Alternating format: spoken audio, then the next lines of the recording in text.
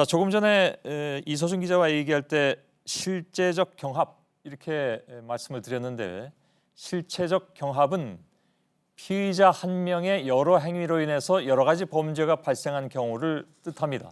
그러니까 검찰은 박 전 대통령의 경우에 처음엔 삼성의 출연금을 강요했지만 그 이후에 실제로 출연이 이루어지면서 이재용 부회장의 경영권 승계를 위한 계열사 합병 찬성 등 대가성 혜택이 주어졌다고 보고 있는 것이죠.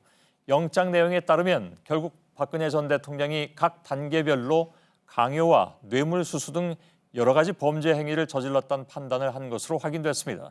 임지수 기자입니다. 법적으로 실체적 경합은 여러 행위가 여러 범죄에 해당하는 경우를 의미합니다.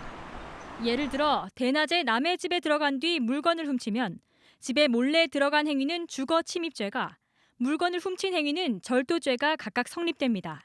이런 경우가 대표적인 실체적 경합입니다. 실체적 경합으로 징역형을 선고받는 경우엔 최대 형량이 2분의 1까지 가중되거나 무기징역에 처해집니다. 검찰이 청구한 구속영장에 따르면 검찰은 박근혜 전 대통령의 여러 행위가 각각 다른 범죄에 해당한다고 보고 있습니다. 먼저 삼성에 일방적으로 미르와 K스포츠재단에 출연금을 내라고 요구한 건 직권 남용에 해당한다는 겁니다. 그러나 이재용 부회장이 독대 자리 등에서 애로사항 해결을 요구하고 이후 삼성 계열사 합병 찬성 등 혜택이 주어진 후에는 뇌물 수수 혐의가 적용된다고 판단했습니다.